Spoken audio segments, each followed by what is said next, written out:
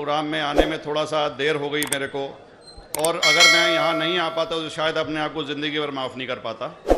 आगरा की सरजमी पर आके आपने ये जो रोशनाई जगाई है, ये वाकई में हम तो उस अल्लाह ताला से दुआ करेंगे। जी हाँ,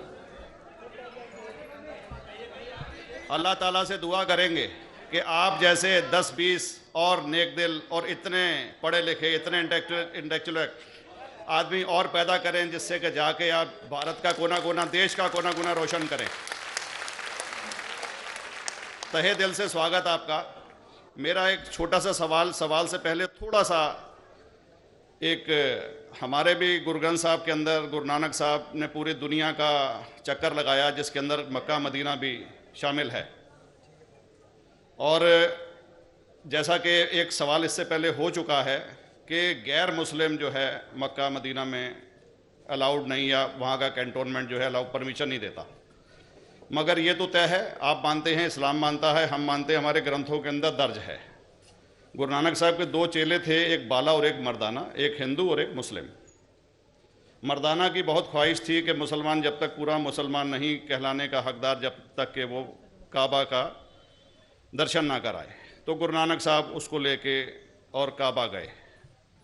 हमारे ग्रंथ के अंदर जो दर्ज है कि जब वो वहाँ पहुँचे, उन दिनों बहुत लंबा ये किस्सा है, 1 साल लगता था, और वो रूट सारा उसका वर्णन है। और वहाँ जब मक्का, जो मस्जिद के बाहर साथ ही एक दीवार थी, जहाँ पर के भारत के जो मुसलमान दर्शन करने जाते थे काबा के, वो उनको वहाँ ठहराया जाता था। वहाँ की देखभाल जो करता था वो मुल्ला जीवन करता था। जब गुरु नानक साहब अपने चेलों के साथ में वहाँ पर पड़े थे, तो सुबह जब मुल्ला जीवन वहाँ की सफाई करने के लिए आया, तो उसने देखा गुरु नानक साहब के जो पैर थे वो काबा की तरफ थे। वो गुस्से में चिल्लाया कि ये कौन काफिर है जो कि काबा की तरफ पैर करके पड़ा है, और उसने गुस्से के अंदर आके उनके पैरों को झटका दिया, दूसरी तरफ किया। तो हमारे ग्रंथ के अंदर दर्ज जो किस्सा है उसके अंदर ये है कि काबा भी उस समय हिल गया, जिधर गुरु नानक के पैर जाते थे काबा उधर मुड़ता था।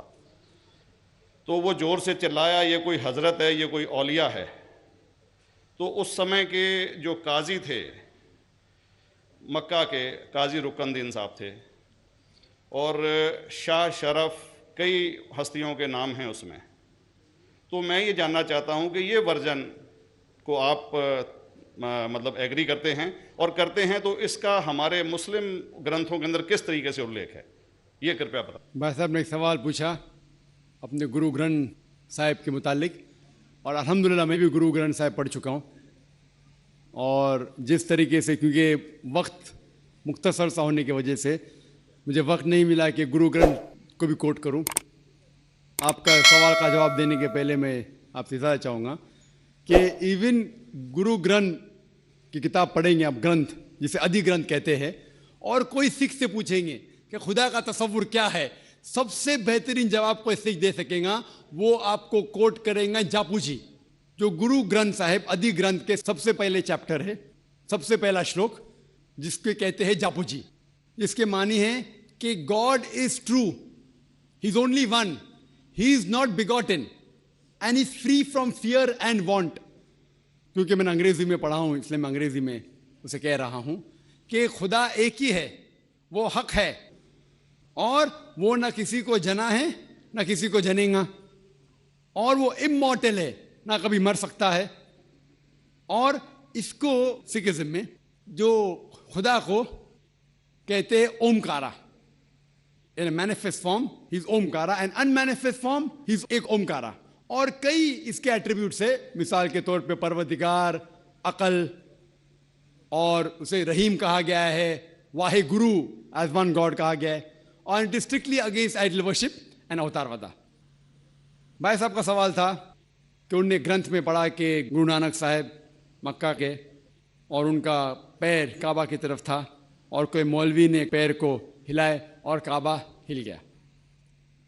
क्योंकि ये age of science and technology है, अगर कोई चीज़ जो किताब हजारों साल पहले लिखी गई है, 10,000 साल या 4,000 साल, तो शायद उसके बारे में हिस्टोरिकल रिकॉर्ड मिलना मुश्किल है। हालांकि इवन जीसस क्राइस्ट के बारे में 2000 साल हिस्टोरिकल रिकॉर्ड है क्योंकि सिखिज्म जो एकदम नया मज़हब है, जितने मज़ाहिब के मुकाबले हिंदुस्तान में नया है, कुछ सैकड़ों साल पहले 15th सेंचुरी में, toward the end of the 15th century, Guru Nanak साहब जो पंजाब के थे, ये मज़हब तो कायम हुआ हार्डली 400-500 या 400-500 साल।